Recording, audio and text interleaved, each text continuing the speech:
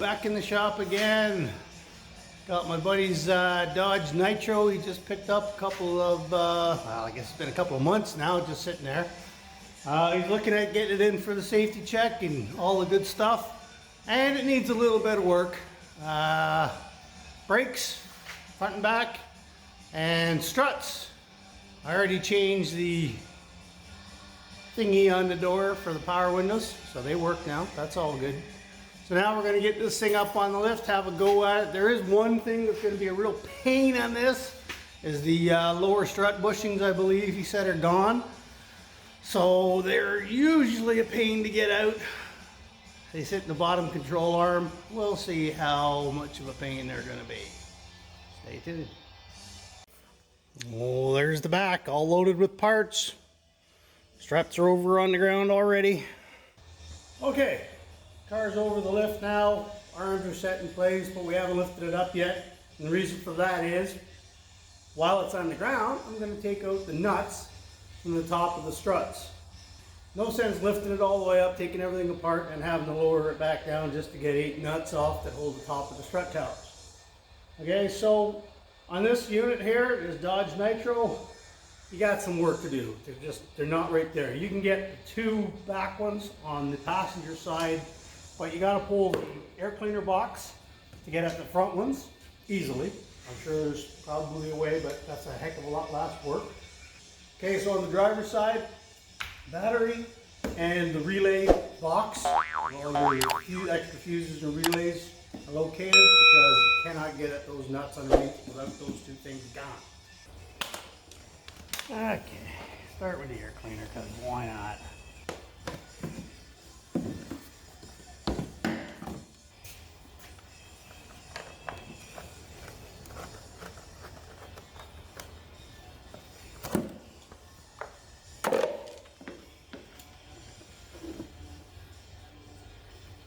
People change their air cleaners, but they never blow the crap out of the inside there.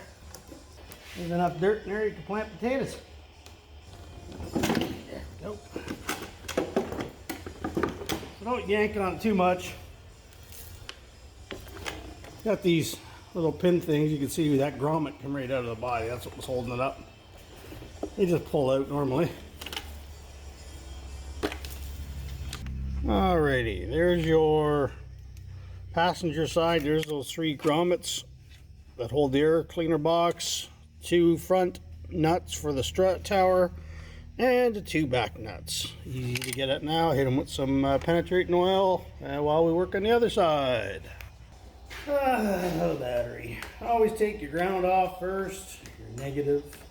That way, if you being a goof and you ground that out on something, or drop a wrench, never fails. If you're going to drop a tool, it's going to go to the one spot where you cannot reach.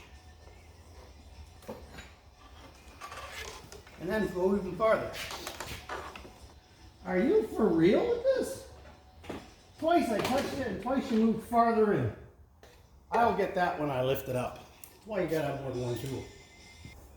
Yeah, it's warming up a bit. And ditch that great big sweater. So we take the ground off first, so that if we short out on this, we don't blow ourselves up or belt a wrench or get burned or damage anything. Down in the bottom there, you're going to have, I believe it's a 10 millimeter. It looks like a 10. A big bolt that goes down and holds the battery in. Got a ventilator down there. And these sometimes will get seized in because it's not something that gets unscrewed a lot.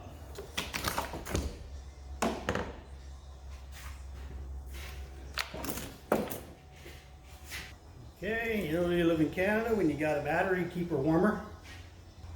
There is lips. Right there and there. I believe there's some on the front as well.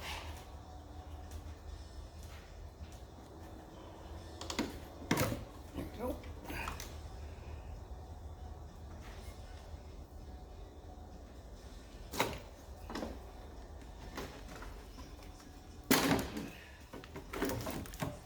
Okay, we don't need to remove that all the way, but we do need to get this crap out here.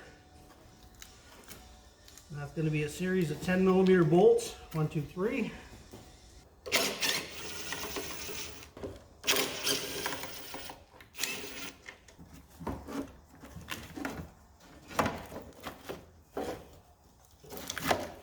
Okay, so there's your little tray, but we need to get this out to get at the bolts. Okay, our relay box is unbolted. You can leave it plugged in because you just got to move it around after, but we do still got to get the battery tray out to get at all the nuts. Penetrating oil already, and I haven't even got to the actual parts that I'm trying to fix. This is just to get access to the nuts and bolts.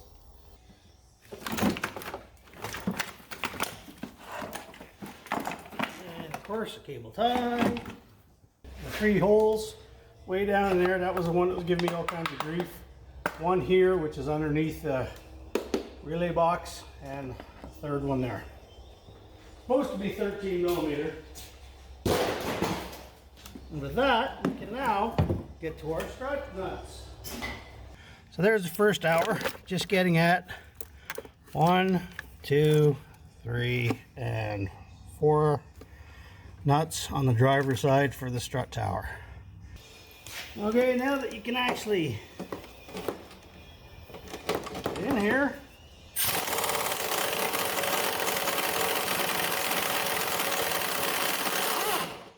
you can take the 4 nuts off for the strut tower on each side. 18mm. Alright, with all 8 strut nuts taken off, we can now lower the hood and jack this thing up. Find my wrench.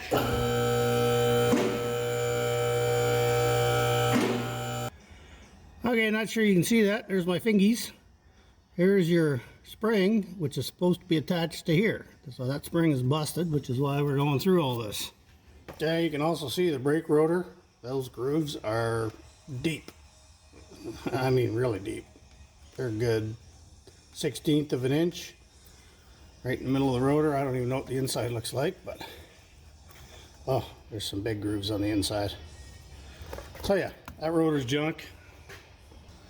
Okay, got the upper ball joint nut all the way unscrewed off and then just put back on half a turn.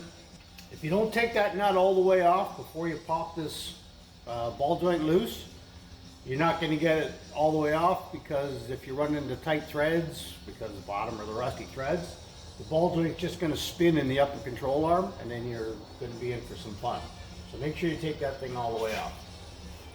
That will give us clearance to get the strut mount off from the lower control arm, because it is a kind of a tight fit in there.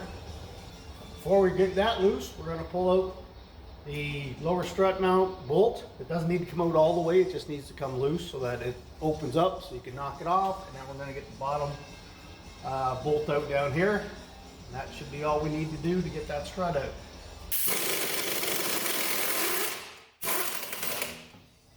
Yay!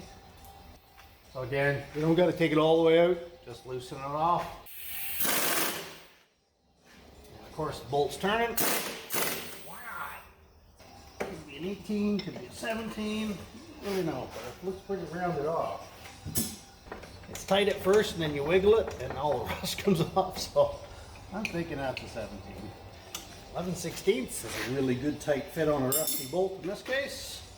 Really bad lower strut bushing here. There's got a lot of movement in it.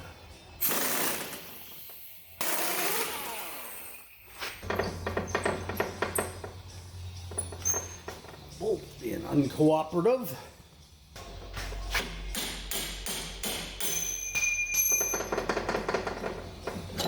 Okay, that strut's all unbolted and ready to come out. We need to drop this upper ball joint here. That, and that just gives us a little bit more room to work here.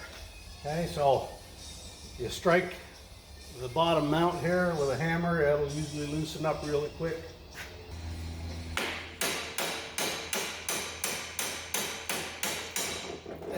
Simple as that.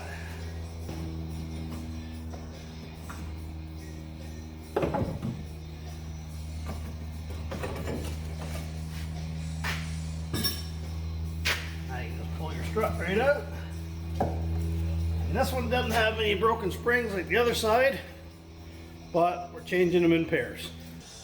Okay, so this unit needs new lower strut bushings, which are an absolute pain to get out, mainly because the bottom of this control arm is wide open, and when you put your hand there, that's the outer sleeve of the control arm bushing, and it is covered in rust all the way around. So you got a little bit on one side, a little bit on the other, and the middle is completely exposed to everything underneath the truck. And this guy, as I said, has been in the swamp with this thing, so that's the kind of driving it does. I've got the tool to push them out, but it doesn't even budge. There's no chance. So I've had this many, many times. What I do is I take a drill bit and I drill between the outer sleeve and the inner sleeve, the rubber around there, and I just put like 30 holes in it. I'll show you. Okay, so there's your lower strut bushing, and all I do is take a drill bit and go in here. Just like that. All the way around. Okay, so you're just opening up that gap. Now this is junk already, so you're not going to hurt it. Once I've got that done, I get in there with a sawzall and a wood cutting blade, and I go completely around. Okay, so sawzall in here, the outer sleeve.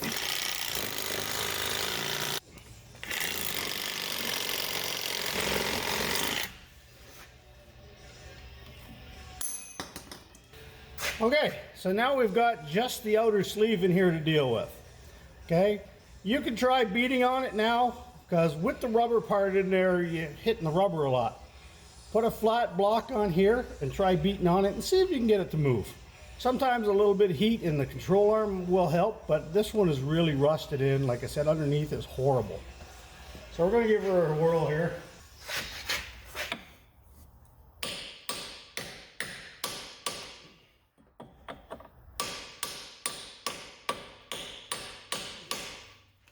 Not even a little bit. Okay, now we're switching to a sawzall blade for steel cutting. Now here you want to be careful. You're only cutting maybe 1/8 of an inch steel collar. Don't cut into your control arm. Something like that. Okay, once you've got that relief cut, comes out real easy. There. Okay, so that little relief cut that I made didn't damage the control arm. I mean, it's scratched and I got a little gouge here from where I wiggled the saw, but it's fine. Okay, that's the key to getting these things out, because that rust, as you can see the rust line, even after I knocked it through, how much thicker that is than the steel beside it. All right, they are a bear to get out if you don't do that. Okay, about to put the new one in. First thing I did was took it over to the wire wheel and cleaned the ever-loving heck out of the outside of this, because it's a tight fit. Okay, then I went in to the control arm, cleaned up the surfaces with sandpaper because they're rusty. How rust got in there with something so tight, I'll never know, but it happens. Okay, with all the cleanup work done, just a little bit of prep work, and then the new one's going in lickety-split. With the right tool, it's not too big of a problem. Okay, so there's our new bushing installed. Okay, new strut. It actually comes with new nuts. That's a miracle in today's parts industry. Okay, so just place that sucker in there for now. And it's also a good idea to clean up in here. It does get pretty rusty, and this one was a bit of a pain to get out, so we're just going to wire brush that. So on the strut, you're looking for the little line here that goes into the slot on the mount. Okay, cleaning it up, slid right in like it's supposed to. Now just put it back into place. Drive our big bolt back in to your new strut bushing. You can leave that loose for now. Okay, make sure your mount's all the way, and go ahead and tighten up your bolt. And yeah, torque is about that much. Nut back on the lower bolt. And about that much torque. Okay, your strut is now in except for the nuts on the inside fender well. We can go ahead and put our upper ball joint back on.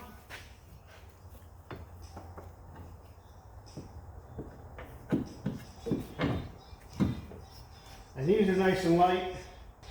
And if you're having trouble tightening this up, all you want to do is you can pull down on the control arm good and hard. Sometimes a strap between the upper and lower control arm and ratchet strap, or just jack up the bottom a bit. Put some pressure on that taper and it'll bite into the spindle and you'll be able to tighten it up. And there we go. Okay, so we're done with the outside parts of the strut. It's now in and all bolted in. This one needs a new rotor, so we're gonna get that one changed out. Okay, so there's your lower strut bushing installation made easy as I can do it. Strut installation, the lower part anyways. I'm gonna get the wheels back onto this, get it down and put everything back together in the engine bay. So that's the 4 nuts on the strut tops. Battery tray, battery relay box, and all that stuff back in.